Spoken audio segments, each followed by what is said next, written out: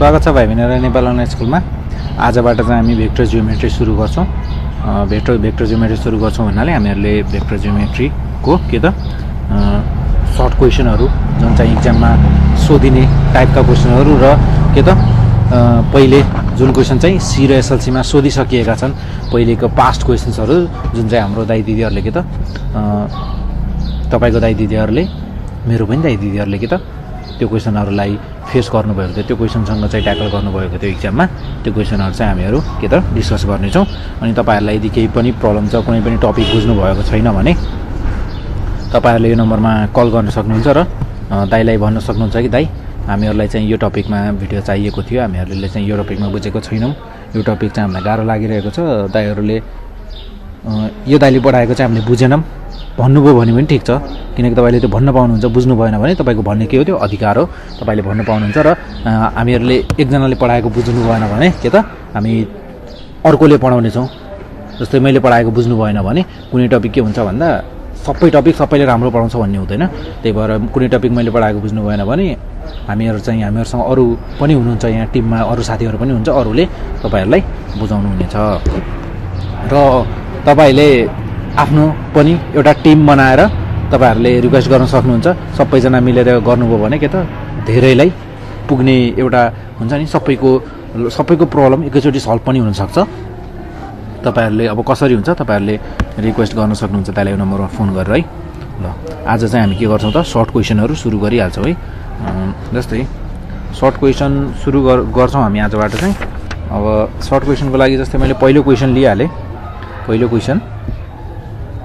क्वेशनमा चाहिँ क्वेशनले के भन्छ भन्दा क्वेशनमा फिगर छ। म पहिला के गर्छु त फिगर बनाउँछु।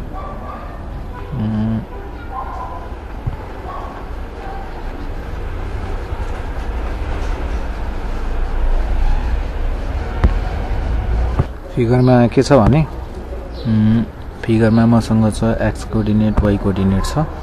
मैले पहिला चाहिँ एक्स कोअर्डिनेट वाइ कोअर्डिनेट बनाउँछु। जस्तै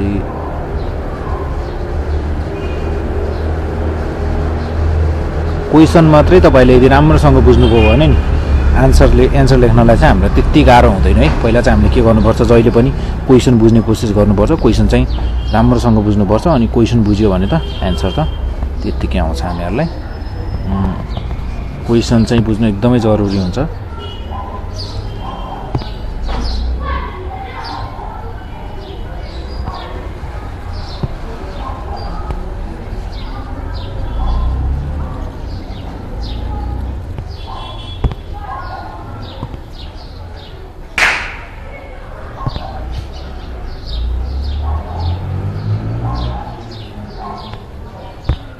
यो के भयो त म यसमा ट्रायंगल बनाउँछु एउटा।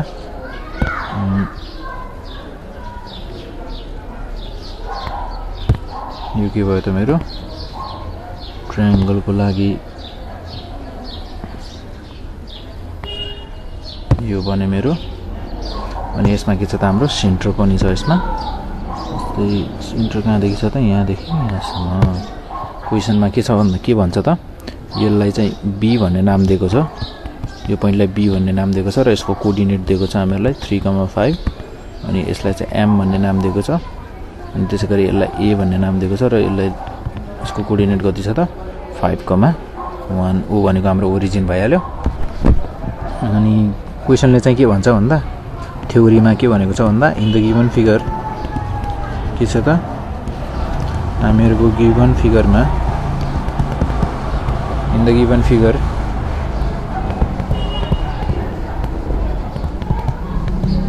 in the given figure alongside the coordinates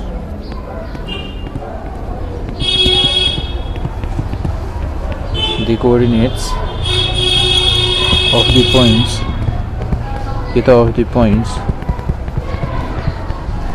points A and B are हामीहरुलाई क्वेशनमा फिगरमा हामीलाई जे चीज दिएको छ त्यही चीज चाहिँ के भन्छ त यहाँ ल्याङ्ग्वेजमा भनेको छ। यो क्वेशनमा चाहिँ त्यति खासै घुमाउने कुरा चाहिँ छैन।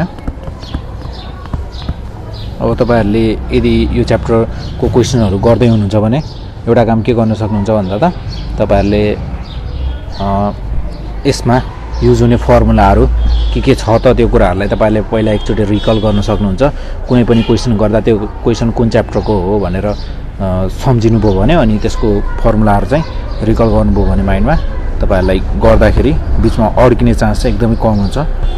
नभए हामीहरूको म्याथमा चाहिँ के हुन्छ भन्दा प्र्याक्टिस एकदमै कम गरेको हुन्छ विद्यार्थीले, किनकि त्यो प्रब्लम चाहिँ मैले पनि फेस गरेको र अहिले पनि केही विद्यार्थीहरूले फेस गरिरहेका छन्, त्यो मैले अहिले पनि देखिरहेको छु। त्यही भएर तपाईँहरूलाई पनि भनेको तपाईँहरूले के गर्नु पऱ्यो त प्र्याक्टिस एकदमै म्याक्सिमम गर्नु पऱ्यो, अनि के हुन्छ त म्याथ एकदमै स्मुथली गर्न सकिन्छ क्या एक्जाममा। नभए के हुन्छ भन्दा एउटा क्वेसन क्वेसन गर्ने सुरु गर्ने अनि सुरुमा आउँछ अनि फेरि लास्टमा आउँछ, त्यो बिचको त आउँदैन। कहिले काहीँ बिचमा गर्दा गर्दै क्वेसन अड्किदिन्छ अनि त्यसपछि के हुन्छ त फेल भइन्छ। त्यही भएर राम्रोसँग पढ्नु पऱ्यो। अनि हामीलाई के भनेको छ त भन्दा क्वेसनमा हामीहरूको ए र बी पोइन्टहरू छ र यो पोइन्टको यो कोअर्डिनेट छ भनेर भनेको छ यहाँ।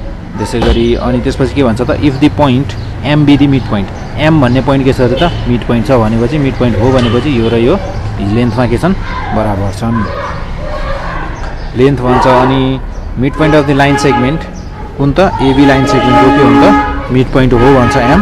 अनि के भन्छ त फाइन्ड द के त पोजिसन भेक्टर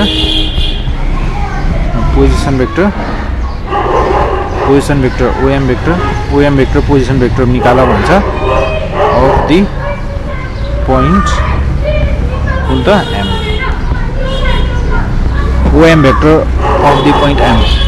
ओएम भेक्टरको ओएम पोजिसन भेक्टर निकाल भनेर भन्छ क्या हामीलाई।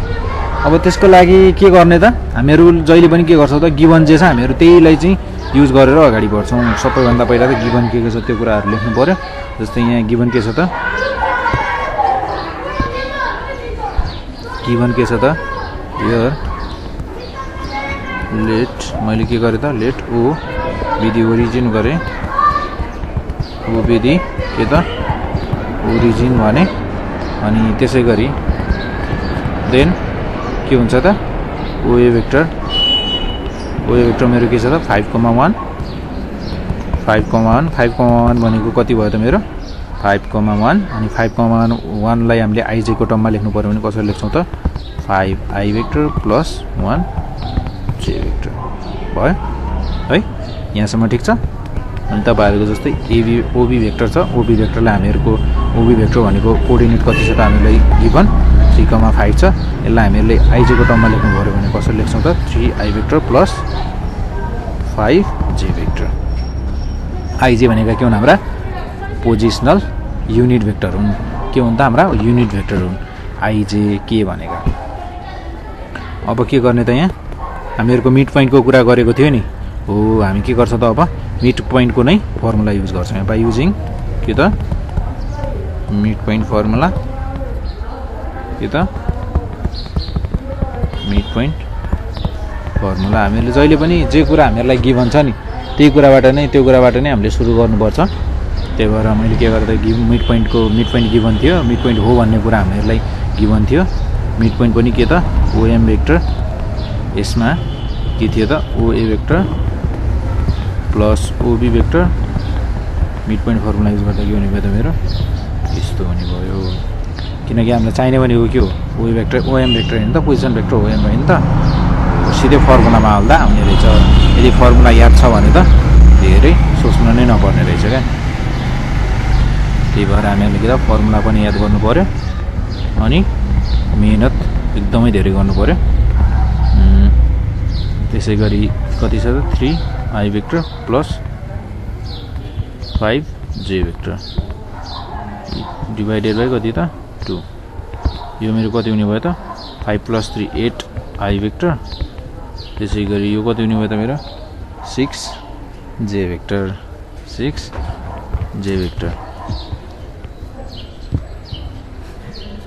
यो के भयो त मेरो 6j भेक्टर। अनि यो के भयो त बाई 2 मेरो बाँकी नै छ। 2ले के गर्ने त अब अलग अलग दुवैलाई गरिदिने, अलग अलग गरेर गर्छु म। जस्तै 8लाई मात्र गर्नु पऱ्यो भने कति हुने भयो त मेरो 4i भेक्टर हुने भयो। अनि त्यसै गरी 6लाई गर्नु पऱ्यो भने 3j भेक्टर हुने भयो। अब यसलाई मैले पोइन्टमा लेख्नु पऱ्यो भने कसरी लेख्छु त यदि यसलाई पोइन्टमा लेख्नु पर्यो भने के त 5 4,3 लेख्छु। यदि तपाईले यतिसम्म निकाल्नुभयो र लास्टमा एन्सर तपाईले यसरी पोइन्टको यसरी कोअर्डिनेटको रूपमा लेख्नुभयो भने तपाईको रङ हुन्छ, किनकि हामीलाई के भनेको छ त फाइन्ड दी पोजिसन भेक्टर भनेको छ। पोजिसन भेक्टर भनेको हामीहरुको आई र जे को टर्ममा लेख है भन्न खोजेको हो। त्यसले पोजिसन भेक्टर भनेको सिधा कुरा त्यसरी बुझ्दा आई र जे को टर्ममा लेख है भन्न खोजेको हो। के त आई र जे को टर्ममा लेख भनेको मिन्स हामीले लास्टमा के त थोरै ल्याङ्ग्वेज पनि लेख्न सक्छौं। मिन्स द रिक्वायर्ड के त रिक्वायर्ड हामीहरुको के हामीलाई के निकाल्नु भनेको थियो त पोजिसन भेक्टर हैन, position required position vector of के त रिक्वायर्ड पोजिसन भेक्टर अफ के को त पी हैन, पोजिसन भेक्टर अफ के को पोजिसन भेक्टर निकाल्नु भनेको थियो त अफ द पोइन्ट एम को, यानी कि ओएम भेक्टर पनि लेख्न सक्छौं, एम पनि लेख्न सक्छौं हामीले। Position vector of M is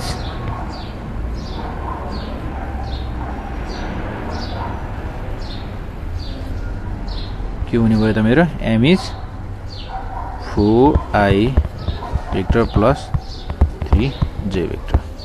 यो के भयो त मेरो हामीले लास्टमा यसरी थोरै ल्याङ्ग्वेज पनि लेख्न सक्छौं। म्याथ पढ्ने बित्तिकै ल्याङ्ग्वेज हुँदैन भन्ने कुरा चाहिँ होइन, तर के हुन्छ भन्दा तपाईले थोरै ल्याङ्ग्वेज लेख्दिनु भने किनकि हामीलाई त एक्जाममा मार्क्स पनि त के तान्नु छ, त्यही भएर मार्क्स पनि हामीहरूलाई चाहिन्छ, पास पनि हुनु छ। राम्रो मार्क्स ल्याएर पास मात्र हैन, हामीलाई के त राम्रो मार्क्स ल्याएर पास हुनु छ। त्यसको लागि पनि हामीले थोरै हामीहरुको गर्ने स्टाइल पनि थोरै एट्र्याक्टिभ चाहिँ बनाउनु पर्छ। अब म के गर्छु भन्दा एउटा मैले जस्तै अर्को क्वेशन लिए, क्वेशन के छ भन्दा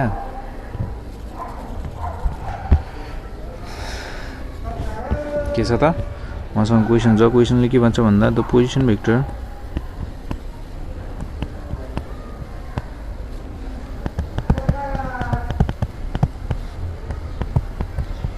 के त the position vector position vectors of the point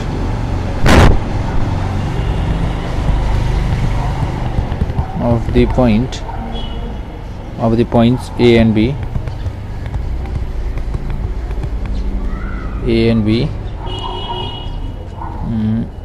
माथि पनि AB दिएको, म यहाँ चाहिँ के त AP लेखिदिन्छु। ल यहाँ AP गरिदिएँ मैले, B लाई के गरिदिएँ त P गरिदिएँ,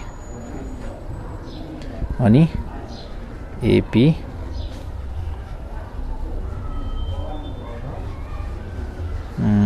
3i भेक्टर प्लस के त 5j भेक्टर एन्ड के त तपाईहरुले पनि नाम जे पनि राख्न सक्नुहुन्छ। मैले यहाँ जस्तै पोइन्ट ए र एपी गरे, तपाईहरुले जे पनि राख्न सक्नुहुन्छ है। प्लस 4j भेक्टर के त रेस्पेक्टिभली भन्छ। रेस्पेक्टिभली भनेको ए भेक्टरको चाहिँ के हो त ए पोजिसन भेक्टरको ए को पोजिसन भेक्टर कति हो त 3i vector plus 5j vector हो भन्छ। अनि त्यसैगरी p को कति हो त i vector plus 4j vector मेरो रेस्पेक्टिभली भन्छ। अनि त्यसपछि के त इफ के भन्छ त if p is the middle point, if के त p इज द के त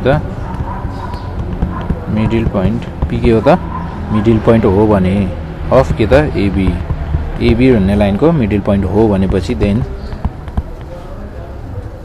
के भन्छ त then find the position vector भन्छ। And then find the position vector find the के त पोजिसन भेक्टर के को त अफ B को चाहिँ के भन्छ त पोजिसन भेक्टर निकाल भन्छ।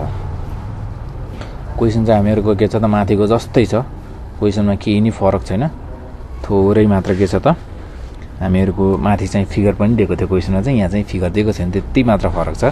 नभए त क्वेशन के हामीहरुको सेम टाइपको क्वेशन हो, किनकि हामी एक पटकमा के गर्छौं त जहिले पनि सेम टाइपको क्वेशनहरु चाहिँ डिस्कस गर्ने गर्छौं। त्यही भएर अब यसमा यो क्वेसनमा पनि गर्ने के हो त हामीहरूले सेम माथि जे गरेका थियौँ यहाँ पनि हामीले त्यही कुरा नै गर्ने हो। अब सबैभन्दा पहिला मैले के गरेँ त ओ भन्ने पोइन्टलाई चाहिँ हेयर ओ भन्ने पोइन्ट भनेको चाहिँ ओरिजिन हो भनेर भनिदिएँ बिदिएँ। ओरिजिन देन त्यसपछि के हुने भयो त मसँग गिभन के छ त ओए भेक्टर छ। ए भनेको मेरो ओए भेक्टर भयो ओए नै हो 3i भेक्टर प्लस ओ के अरे पोजिसन भेक्टर भन्ने बित्तिकै ओरिजिन चाहिँ आउँछ है हाम्रो। पोजिसन भेक्टर भन्ने बित्तिकै ओरिजिन चाहिँ आइहाल्छ। एन्ड ओपी भेक्टर चाहिँ मेरो कति छ त I vector plus 4j vector भन्छ। अनि हामीहरूसँग के छ त मिडल पोइन्ट फर्मुला छ। मिडल पोइन्ट फर्मुला युज गर्छौँ हामी यहाँ पनि बाई युजिङ के त mid point formula. Mid point formula use गर्दा के हुने भयो त मिड पोइन्ट फर्मुला हाम्रो युज गर्दा के हुने भयो त अब ओपी भेक्टर या के त OP vector is equals to के त ओए भेक्टर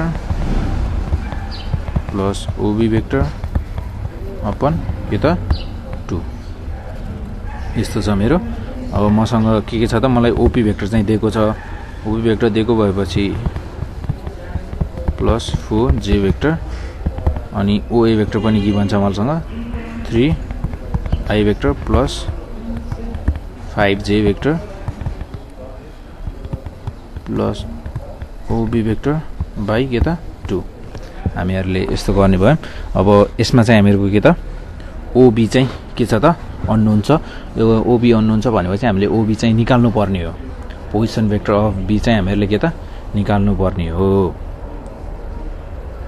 अब यसलाई निकाल्नको लागि हामीले के गर्छौँ त यहाँ अब ओबी निकाल्नु पर्यो भने के त क्रस मल्टिप्लाई गरिदिन्छौँ सबैभन्दा पहिले त के त सबैभन्दा पहिले क्रस मल्टिप्लाई गर्ने।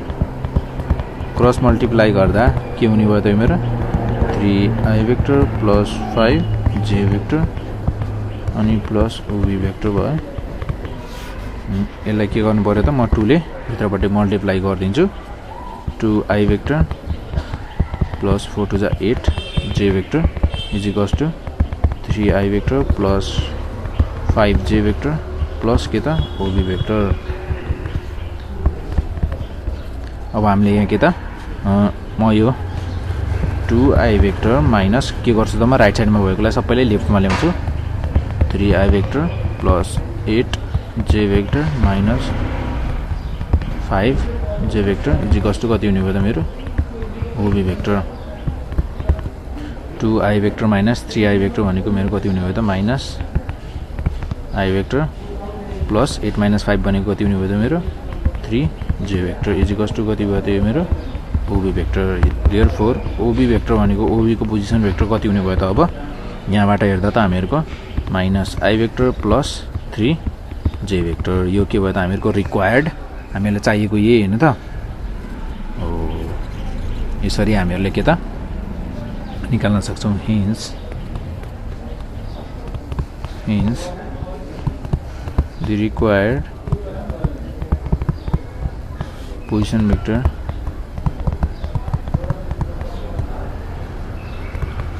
भेक्टर अफ के त बी इज के भयो त मेरो minus i vector plus 3j vector. यसरी हामीहरूले के त क्याल्कुलेट गर्न सक्छौँ। अब यसपछि के त म तपाईहरुलाई एउटा क्वेशन लेखिदिन्छु जुन चाहिँ तपाईहरुले के त प्र्याक्टिस गर्न सक्नुहुन्छ। घरमा गएर घरमा बसेर मजाले प्र्याक्टिस गर्नु होला है। जस्तै तपाईहरुको लागि एउटा क्वेशन के भन्छ त क्वेशनले नै द पोजिसन भेक्टर के त the position vector of A and B हामीहरुलाई द पोजिसन भेक्टर भन्दा पनि मैले के गरे त क्वेशन अर्को क्वेशन दिन्छु तपाईहरुलाई म इफ द के त पोजिसन भेक्टर्स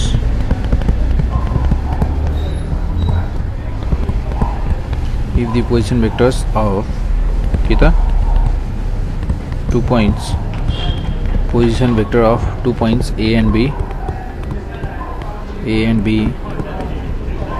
आर के छन् त 3 2 एन्ड के त -5 4 यी के भयो त मेरा position vector respectively. Then find position vector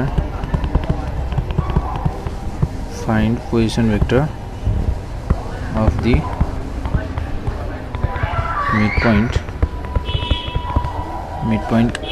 midpoint कुन त C of AB.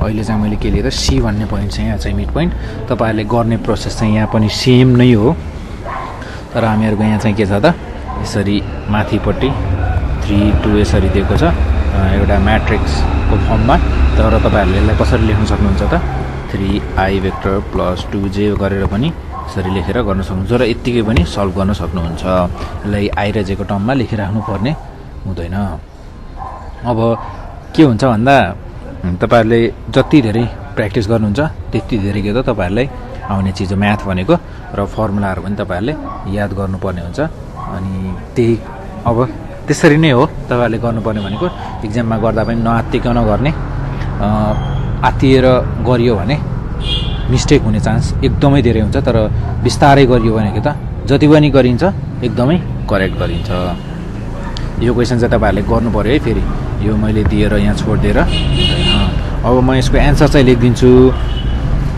एन्सर चाहिँ कति आउँछ त भन्दा यसको सी के आउँछ त 1 3 आउँछ यसरी आउँछ र यसलाई ij को टर्ममा लेख्दा i plus i vector plus के त 3j भेक्टर तपाईको एन्सर चाहिँ यो आउनु पर्छ त्यसपछि तपाईको के त राइट हुन्छ